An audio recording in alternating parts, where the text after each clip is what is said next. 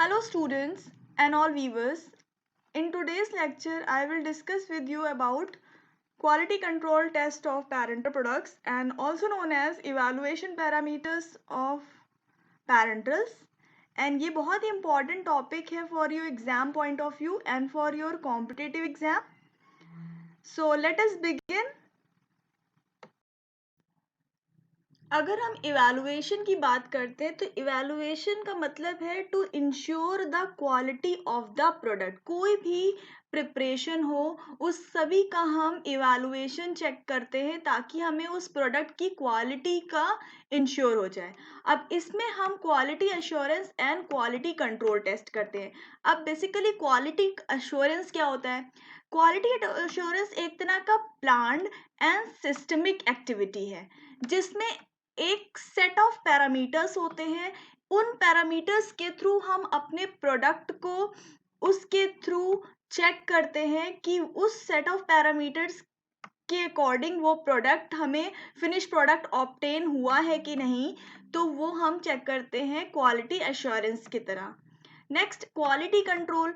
अब quality control एक तरह का सेट ऑफ प्रोसीजर है जिसमें हम ये इंश्योर करते हैं जो हमने मैन्युफैक्चर प्रोडक्ट ऑब्टेन किया है यानी कि फिनिश प्रोडक्ट, वो हमारी क्वालिटी को ओबे करता है कि नहीं, इंश्योर करता है कि नहीं, और वो हमारी अकॉर्डिंग टू नीड है कि नहीं और वो क्राइटेरिया मीट करता है कि नहीं, उसको हम चेक करते हैं इन क्वालिटी कंट्रोल। और इस तरीके से हम एक प्रोडक्ट की बेसिकली क्वालिटी का इंश्योरेंस हो जाता है कि वो पर्टिकुलरली अकॉर्डिंग टू नीड है कि नहीं और वो कस्टमर की रिक्वायरमेंट्स को फुलफिल करता है कि नहीं। तो that is according to the evaluation we can check. तो this is all about the quality assurance and the quality control. So let us know about different evaluation parameters of parental products. तो हम parental products की evaluation में firstly पढ़ेंगे sterility test, next हम पढ़ेंगे particulate matter monitoring और इसको हम क्लैरिटी भी टेस्ट कहते हैं, याद रखिएगा, ये वन वर्ड में पूछ सकते हैं। नेक्स्ट लीकर टेस्ट पढ़ेंगे जिसको हम पैकेज इंटीग्रिटी टेस्ट भी कहते हैं। नेक्स्ट हम पढ़ेंगे पैरोजन टेस्ट और then after we will study about the assay और the content uniformity and in सभी के वेरियस सब पार्ट्स हैं। Let us discuss one by one. So let us begin with the sterility testing. अब क्या होता है sterility testing, क्या करते हैं हम इसमें? सबसे पहले इसमें हमें ये जानना होगा और फिर हम इसमें किस मेथड से अपने पेरेंटल प्रिपरेशन चेक करते हैं वो भी साथ साथ हम इसमें देखेंगे. तो स्टेरिलिटी टेस्टिंग में बेसिकली हम माइक्रोब्स चेक करने वाले हैं कि हमारे जो पेरेंटल प्रिपरेशंस है और फॉर्मुलेशन है उसमें कहीं ना कहीं माइक्रोब्स तो नहीं है, इसको हम स्टेरिलिटी टेस्टिंग से चेक करते हैं. तो सबसे पहले देख लेते हैं डेफिनेशन. तो it is the procedure carried out to detect and confirm absence of any viable form of microbes in or an pharmaceutical preparation और प्रोडक्ट. तो ये चेक करते हैं कि हमारा जो प्रोडक्ट है उसमें कोई तरह का माइक्रोब तो अवेलेबल नहीं है, तो इसको हम स्टेरिलिटी टेस्टिंग से चेक करते हैं. तो इसके बिहाइंड कौन सा प्रिंसिपल फॉलो करता है ये देखते हैं. If the microbes are present in the products can be indicated by a turbidity in cleared medium. अगर हमारे किसी फॉर्मुलेशन में माइक्रोब्स हुए तो वो टर्बिडिटी शो कर देंगे, टर्बिडिटी हो जाएगी हमारे पेरेंटल फॉर्मुलेशन में. तो उसकी वजह से हम पता लगा लेंगे कि हमारी फॉर्मुलेशन में किसी तरीके की टर्बिडिटी तो नहीं है. तो अगर टर्बिडिटी है तो माइक्रोब का प्रेजेंस मस्ट है. तो क्या होता है ऑब्जेक्टिव, इसको देख लेते हैं.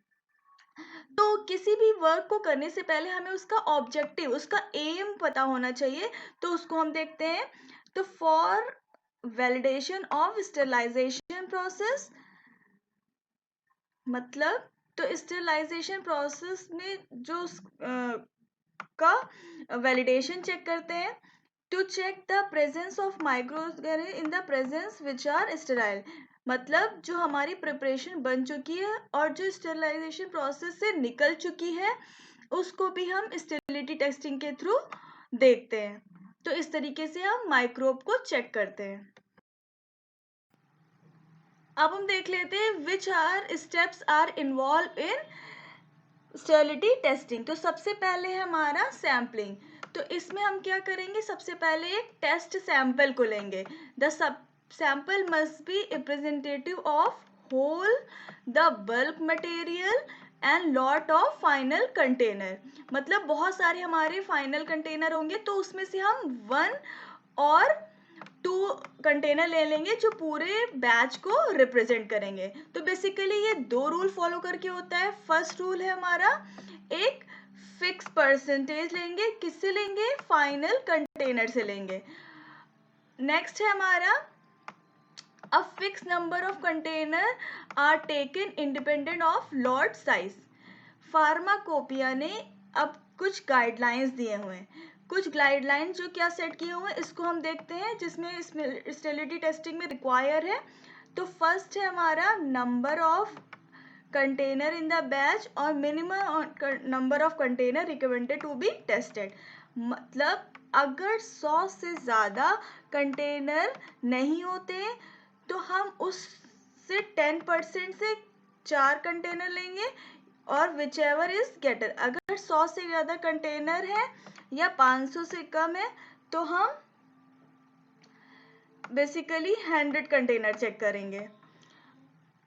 और अगर 500 से ज़्यादा नहीं है तो 2% या 20 कंटेनर चेक करेंगे। और अगर लार्ज वॉल्यूम पैरेंटल है उसके लिए 2% और 10 कंटेनर्स को चेक करेंगे या उससे कम को। Next one is selection of quantity of product to be use. मतलब जो हम क्वांटिटी ले रहे हैं उसको भी सिलेक्ट करना होगा कि how much quantity we are taking for producing that product. Next is method of sterility testing. Sterility testing हम 2 तरीके से कर सकते हैं। उसका फर्स्ट मेथड है आपका डायरेक्ट इनोकुलेशन मेथड। तो ये हमारा है first method. Next method is your membrane filtration method. तो स्टेरिलिटी टेस्टिंग को हम 2 तरीके से चेक कर सकते हैं by both of these method. Next ये हमें पता होना चाहिए जो हम ये मेथड प्रिपेयर कर रहे हैं इसमें जो ऑब्जर्वेशन है और इंटरमिनेशन है इन सब को हमें बेसिकली एसेप्टिक कंडीशन में करना है। So let us discuss first your membrane filtration method। और ये membrane filtration method जो है बहुत ही important method है। So let us discuss about the flow chart and method related to it।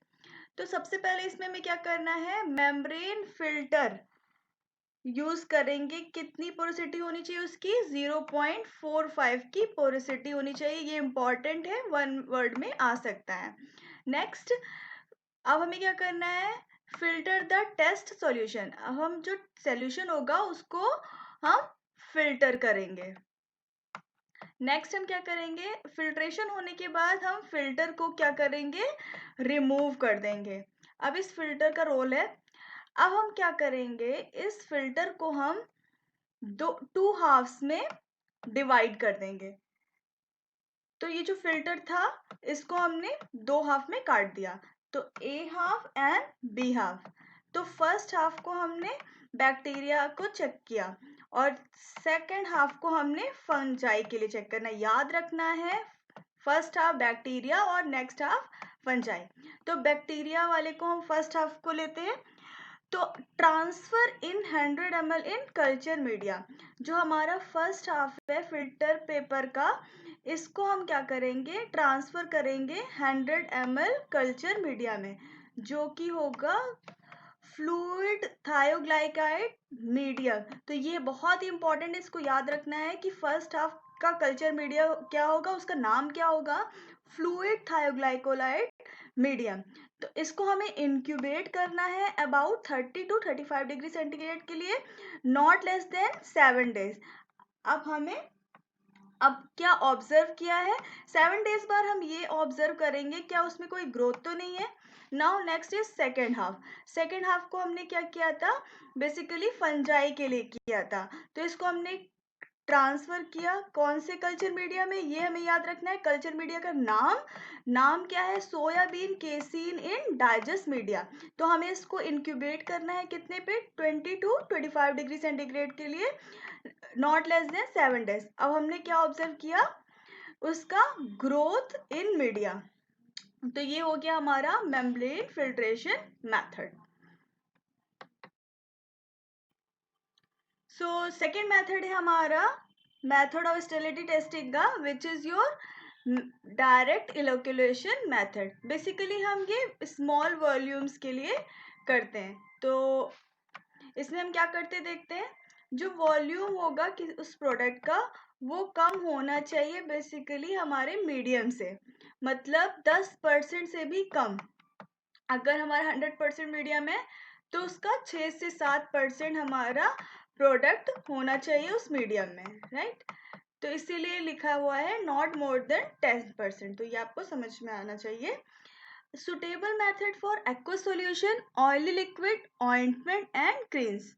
Now next is direct inoculation of culture medium. Suitable quantity of the appropriate culture medium. A preparation to be examined is transferred directly into appropriate culture medium and incubate not less than 14 medium.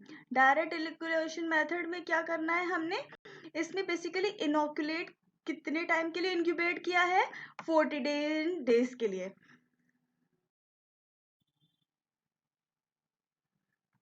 अब हम देखेंगे about observation and result की, क्या observation आया है sterility testing में, वो देखते हैं। तो सबसे पहले जो कल्चर मीडिया हमारा जो था, उसको हमने आफ्टर इंक्यूबेशन के बाद और ड्यूरिंग इंक्यूबेशन पीरियड में उसके बिहाफ में जो कुछ ऑब्जर्वेशन है उसको देखते हैं। अगर ग्रोथ ऑब्जर्व नहीं पाई जाती तो हमारा टेस्ट क्या हो जाता है, पास हो जाता है। और अगर कोई ग्रोथ ही नहीं होगी तो हमारा टेस्ट पास ही हो जाएगा।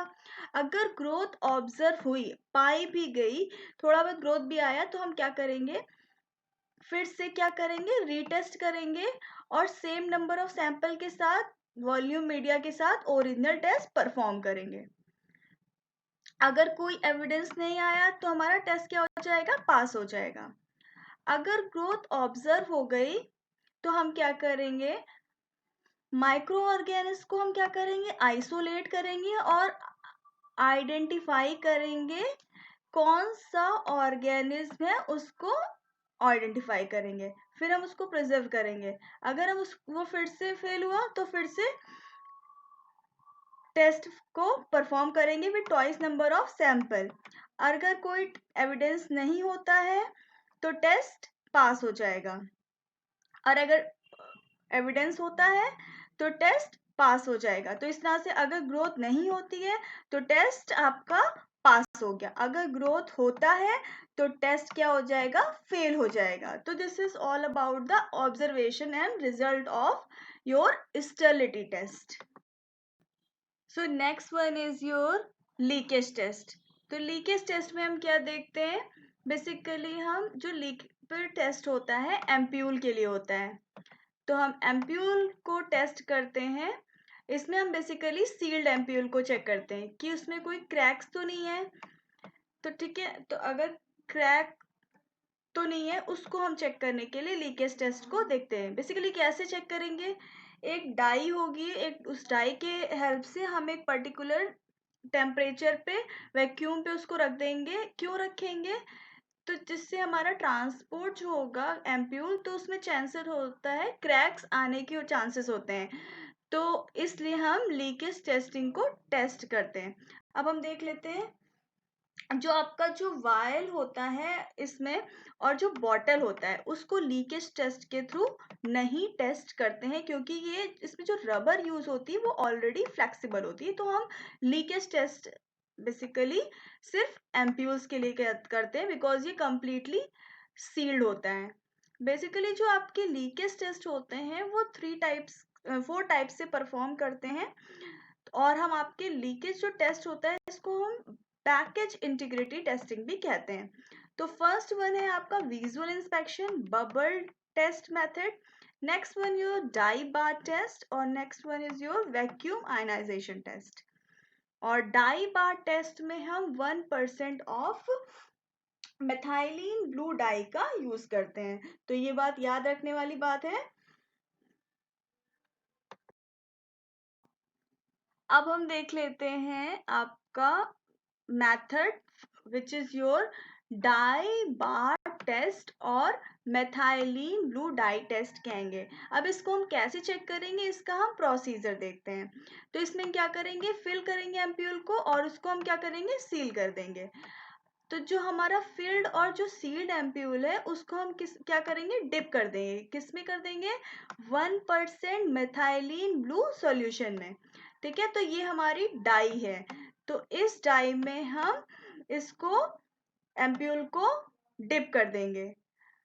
उसके बाद एम्प्यूल को नेगेटिव प्रेशर में रख देंगे वैक्यूम चैम्बर में। उसके हम चेक करते हैं, अगर गलती से जो आपका वैक्यूम होता है वो जो तो वो जो डाई होगा अगर एम्प्यूल में चला गया तो हमारा जो एम्प्यूल होगा डिफेक्टिव होगा और टेस्ट फेल हो जाएगा। इसका मतलब ये है कि हमारा जो एम्प्यूल है कहीं ना कहीं क्रैक है, इसलिए जो डाई होगी उसमें चली गई है। तो this is about the dye test. अब इसमें एक बात ये भी याद रखनी है, वाइल और बॉटल में ये टेस्ट सुटेबल नहीं होता है। ये टेस्ट सिर्फ और सिर्फ हमें एम्प्यूल्स में करना है। So now here you can see the leakage test apparatus and high voltage leak detection test. तो ये उसके apparatus है, so you can get an idea by this pictures. So next test है हमारा which is your clarity test. Basically हम clarity test से ये ensure करते हैं कि जो पैरेंटल प्रोडक्ट है उसमें किसी भी तरह का फॉरेन पार्टिकल तो अवेलेबल नहीं है। तो इसको हम चेक करने के लिए डार्क बैकग्राउंड में अपने पैरेंटल प्रोडक्ट को रख देते हैं और उसमें हमें क्लैरिटी दिख जाएगी। बेसिकली जो हमारे पैरेंटल प्रोडक्ट्स होते हैं most of the time transparent होते हैं और डार्क बैकग्राउंड में रखने से हमें उसकी ट्रांसपेरेंसी पता चल जाएगी। अगर कोई भी मैटर अवेलेबल है तो you can get by visually. And जो आपका टेस्ट होगा इसमें हम ये चेक करेंगे पर्टिकुलेट मैटर को किसी उस सैंपल में। अब ये जो मैटर होगा वो बायोलॉजिकल भी हो सकता है और नॉन बायोलॉजिकल ओरिजिन का हो सकता है। अब कुछ परसेंटेज लिमिट है आईपी के अकॉर्डिंग जो परमिट है पर्टिकुलेट मैटर की, तो उसको हम देख लेते हैं। अगर पार्टिकल साइज 10 है तो उसमें मैक्सिमम नंबर ऑफ पार्टिकल होंगे पर ml 50 ml में। अगर पार्टिकल साइज 25 माइक्रोमीटर है तो इसका मतलब उसमें पार्टिकल जो होंगे वो 5 ml में होंगे। अगर उसमें 50 है माइक्रोमीटर पार्टिकल साइज का तो वो उसमें नील होगा। तो इस तरीके से हमारा कुछ परसेंटेज लिमिट है according to the IP. Basically जो क्लैरिटी टेस्ट होता है वो 4 टाइप से परफॉर्म किया जाता है। First one is your Coulter counter method, next one is your microscopic count method, next one is your light obstruction method and next one is your visual method. So these are the types of clarity test by which we can check our sample whether it is particulate matter present or not.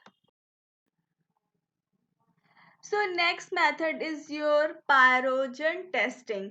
Pyrogen testing बहुत ही important method है, इसको याद रखना है। इसमें क्या याद रखने वाला है, जो पायरोजन होता है लिपोपॉलीसेक्राइड्स है, ये बात याद रखने वाली है।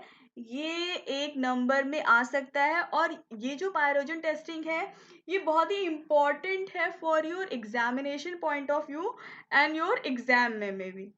अब ये किससे प्रोड्यूस किया जाता है, बेसिकली ये ग्राम निगेटिव बैक्टीरियाज प्रोड्यूस करते हैं।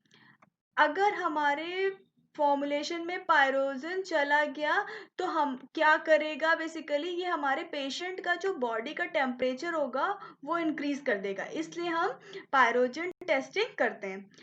तो पायरोजन मतलब 2 वर्ड से मिलके बना है, पायरो मतलब फायर और जेन मतलब बिगनिंग। तो fever producing metabolic by product microbial growth and death. तो बेसिकली ये ग्राम निगेटिव बैक्टीरिया प्रोड्यूस करता है और क्या करते हैं, बॉडी का टेम्परेचर इंक्रीज कर देता है।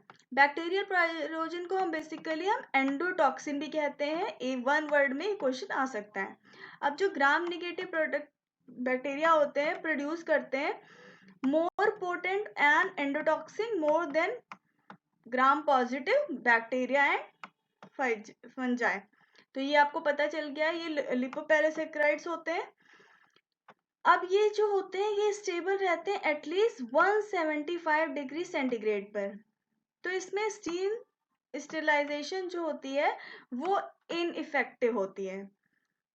तो इसको हम ये कह सकते हैं स्टीम स्टेरिलाइजेशन से ये किल नहीं हो सकता है और ये इनइफेक्टिव है।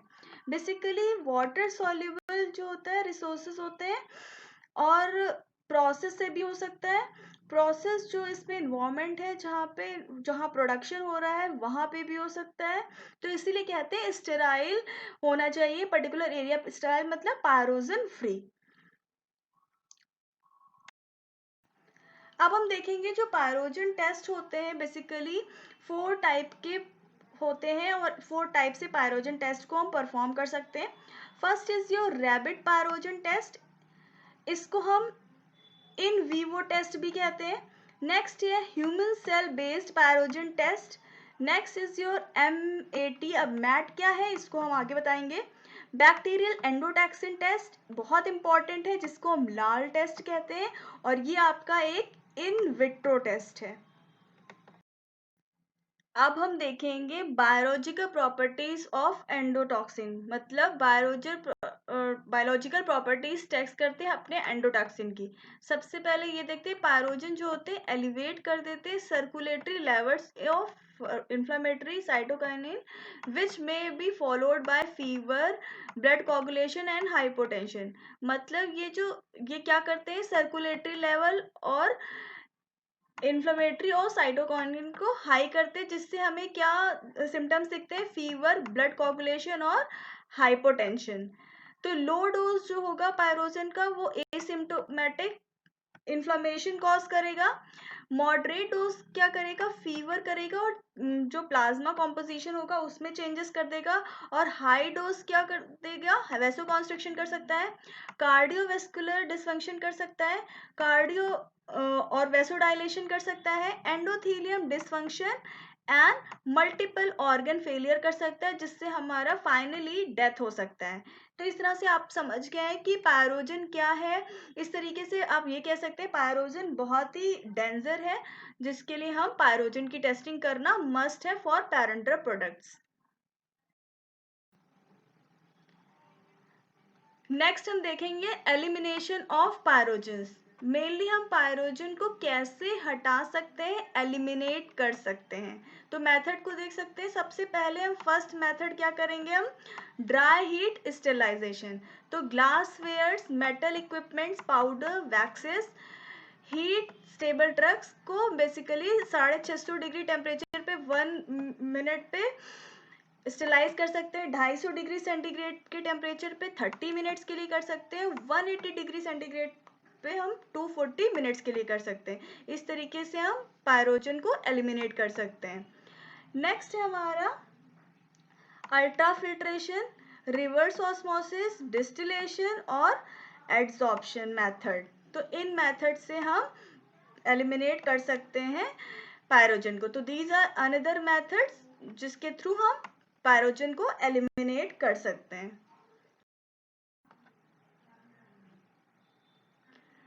नेक्स्ट देखेंगे हम लोग रैबिट पायरोजन टेस्ट। तो रैबिट आयरोजन टेस्ट आप ये मार्क कर लीजिए, बहुत इंपॉर्टेंट है। तो इसमें क्या इंपॉर्टेंट है, बेसिकली हम इसमें पायरोजन टेस्ट जो करेंगे तो रैबिट को सिंगल इंडिविजुअल नहीं यूज करेंगे, इसमें हम इसका एक ग्रुप लेंगे। इसके लिए हम एक फॉर्मुलेशन एडमिनिस्टर करेंगे। बेसिकली कहाँ पे करेंगे, रैबिट के ईयर वेन में करेंगे। तो रैबिट के ईयर वेन में हम फॉर्मुलेशन को इंजेक्ट करेंगे। तो ये बात याद रखनी है। Basically, rabbits are used to perform this test because their body temperature increase when pyrogen are introduced. क्या बताया गया हम क्यों पायरोजन टेस्ट रैबिट में करते हैं? पायरोजन टेस्ट इसलिए रैबिट में करते हैं क्योंकि जो हम पायरोजन फिल करते हैं फॉर्मुलेशन इन रैबिट, तो क्या होता है रैबिट की बॉडी में एडमिनिस्टर करने से टेम्परेचर इंक्रीज हो जाएगा रैबिट में, तो इसलिए हम रैबिट में करते हैं। तो इसके लिए हम 3 हेल्दी एडल्ट रैबिट्स लेंगे, जिसके लिए हम कोई भी ले सकते हैं, आइदर मेल और फीमेल, और जिनका वेट 1.5 kg से कम नहीं होना चाहिए। तो हम कैसे रैबिट को नहीं यूज़ करेंगे? जिनका टेम्परेचर हाइयर होगा और जिनका टेम्परेचर वेरिएशन इतना दिखाएगा, ठीक है। तो इसके रिजल्ट से बहुत इंपॉर्टेंट क्वेश्चन आते हैं वो। तो मेथड जो होगा, हमने जो पेरेंटल प्रिपरेशन को डिसॉल्व किया और उसको एग्जामिन करने के लिए डाइल्यूट किया with pyrogen free saline solution. तो पायरोजन फ्री सलाइन सॉल्यूशन से इसको डाइल्यूट किया, फिर लिक्विड को हमने वार्म किया और एग्जामिन किया एटलीस्ट 38.5 डिग्री सेंटीग्रेड पर before injection into the rabbit. फिर क्या किया हमने? फिर हमने चेक किया उसका वॉल्यूम क्या होगा, 0.5 ml kg से कम नहीं होना चाहिए, एंड ये वैल्यूज हमें याद रखनी है। अब क्लिनिकल थर्मामीटर को हमें इंसर्ट करेंगे और इसके रेक्टम में, और इस तरीके से टेम्परेचर चेक करेंगे रैबिट का। 2 नॉर्मल रीडिंग लेंगे रेक्टल टेम्परेचर से प्रायर मतलब बिफोर इंजेक्शन, और जब आफ्टर इंजेक्ट करेंगे उसकी हाफ एन आवर पे हम उसका टेम्परेचर रिकॉर्ड करेंगे और इनिशियल टेम्परेचर याद रखेंगे। नाउ हम क्या करेंगे, जो सॉल्यूशन होगा उसको हम इंजेक्ट कर देंगे ईयर वेन में। याद रखना है कहाँ पे? ईयर वेन में।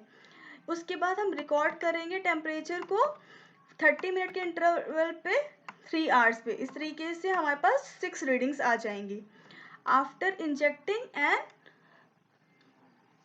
एंड इस तरीके से क्या करेंगे, हम डिफरेंस चेक करेंगे और इनिशियल टेम्परेचर और मैक्सिमम टेम्परेचर को रिकॉर्ड करेंगे कैसा रिस्पॉन्स हुआ है। अब हम इंटरप्रेट करेंगे रिजल्ट को। इसके लिए हमने क्या किया था, 3 रैबिट लिए थे। 3 रैबिट का टेम्परेचर 0.6, मतलब 1, 2 और 3 रैबिट का टेम्परेचर 0.6 से ज़्यादा राइज नहीं करना चाहिए इंडिविजुअल का। और अगर ग्रुप में बात करें तो एवरेज निकाल के तो 1.4 तक चल जाएगा, तो टेस्ट हमारा क्या होगा, पास हो जाएगा। और अगर नहीं करता है तो फेल हो जाता है। अगर फेल हो जाएगा तो हम क्या करेंगे, तो 3 जो रैबिट लिए थे +5, इस तरीके से हमारे क्या होंगे 8। तो इंडिविजुअल का 0.6 होना चाहिए, उससे ज़्यादा नहीं होना चाहिए, और 8 का एवरेज मिला के करें तो उसका से ज़्यादा नहीं होना चाहिए, तब हमारा टेस्ट पास होगा। पहले हमने 3 रैबिट लिया था, उसका इंडिविजुअल चेक करेंगे, फिर एवरेज में चेक करेंगे, तब टेस्ट पास होगा। अगर ये फेल हो जाता है तो हम 5 रैबिट्स और ऐड लेकर केंगे, तो इस तरीके से 8 रैबिट होंगे। इस तरीके से इंटरप्रेट करेंगे, ठीक है। If about test not passes perform to the test again, तो सैंपल को अगेन करेंगे। तो इस तरीके से हम टेस्ट करेंगे और इंटरप्रेट करेंगे रिजल्ट को। तो this is all about the rabbit test. Next हम देखेंगे बैक्टीरियल एंडोटॉक्सिन टेस्ट। अब बैक्टीरिया एंडोटॉक्सिन टेस्ट में हम एक एंजाइम यूज करेंगे जो कि हमारा हॉर्सशू क्रैब से लेते हैं। फर्स्ट हम लोग क्यों करते हैं, एंडोटॉक्सिन को चेक करने के लिए, मतलब ग्राम नेगेटिव बैक्टीरिया के जो एंटीटॉक्सिन जो प्रोड्यूस करता है उसको चेक करने के लिए। रिएजेंट क्या यूज करते हैं, एमोबिसिड लाइसाइड एंजाइम। इसको याद रखना है, बिल्कुल इंपॉर्टेंट है, इसको पूछा जा सकता है। और कहाँ से लेंगे, हॉर्सशू क्रैब से, ठीक है। लेमुलस पॉलीफेमस ट्रैक्फेलटस ट्राइडेंटेटस, तो ये है बहुत इंपॉर्टेंट है, इसको याद रखना है। तो हम इसमें क्या यूज कर रहे हैं, लाइसेट एंजाइम यूज कर रहे हैं। अब लाल टेस्ट का फुल फॉर्म क्या है, ये याद रखने वाली बात है, लैमुलस अमीबोसाइट लाइसेट टेस्ट। ये बहुत इंपॉर्टेंट है, you have to learn. And also कौन सा सोर्स है, स्पीसीज है, वो है आपका हॉर्सशू क्रैब। ये भी बहुत इंपॉर्टेंट है, याद रखना है। और क्या रिएजेंट है, this is also very important, that must remember.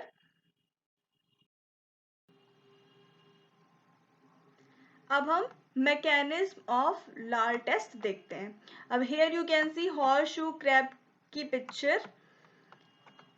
अब क्या जेलिंग प्रॉपर्टी है, इसको देख लेते हैं। जो हमने जो एंजाइम लिया है, जो एंजाइम एक्सट्रैक्ट किया है, उसको एंडोटॉक्सिन के साथ रिएक्ट करेंगे। अब ठीक है, तो किससे लिया था स्पीसीज, हॉर्सशू क्रैब है, मस्ट रिमेंबर। तो एंजाइम जहाँ enzyme when come in contact with bacterial endotoxin, जब बैक्टीरियल एंडोटॉक्सिन के कांटेक्ट में आएगा एंजाइम, तो जेलिंग शो करेगा, याद रखना है। उसके बाद क्या होगा, degree of gel related to amount of endotoxin present. जितनी ज़्यादा जेलिंग होगी उतनी ज़्यादा शो करेगा एंडोटॉक्सिन प्रेजेंट है, उतना अमाउंट शो करेगा। अब हम टेस्ट का परफॉर्मेंस देख लेते हैं शॉर्ट में। Before test interfering factor should be present. Next equipment should be pyrogenated. The sensitivity of lysate should be known. Next, test equal volume of lal reagent and test volume are mixed in depyrogenated test tube. उसको हम incubate करेंगे 37 degree centigrade पर 1 our के लिए और remove कर देंगे tube को। इन्वर्ट एट 180 डिग्री सेंटीग्रेड और टेस्ट के रिजल्ट को हम ऑब्जर्व करेंगे।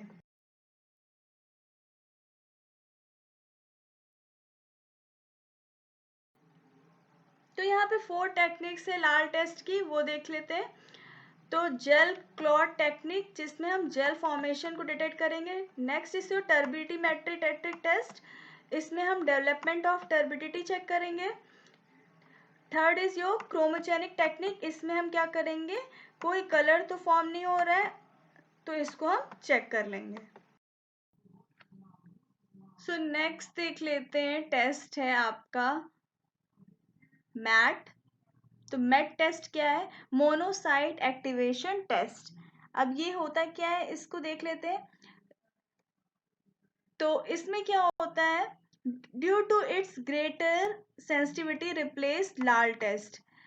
बेसिकली जो ब्लड बैंक से जो ह्यूमन वॉलंटियर होते हैं उससे हम मोनोसाइट ऑब्टेन करते हैं। डिटेक्ट क्या करते हैं, बेसिकली हम पायरोजेनिक कंटामिनेंट्स, और use for basically qualitative and quantitative detection.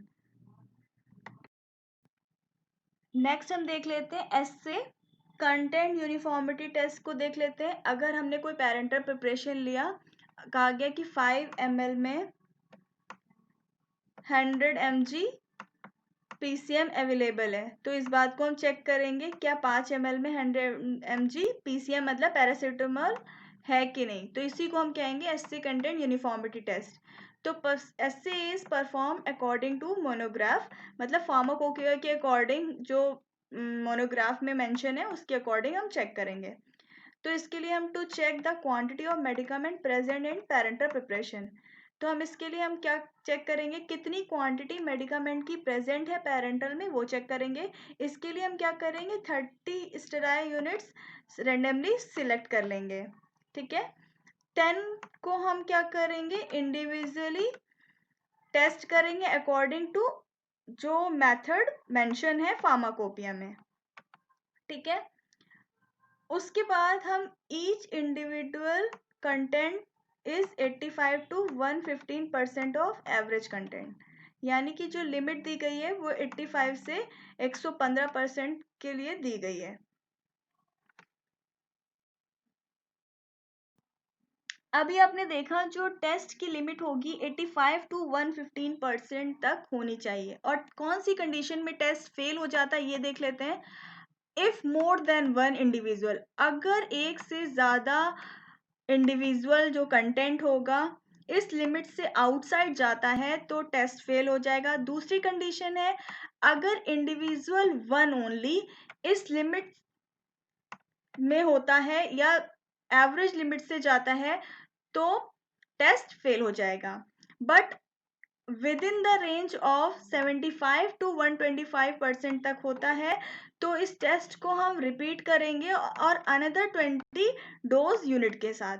अब रिजल्ट देख लेंगे। Not more than one individual content of dose unit 30 is outside 85 to 115% of average content and none is outside the range of 75 to 125% of average content.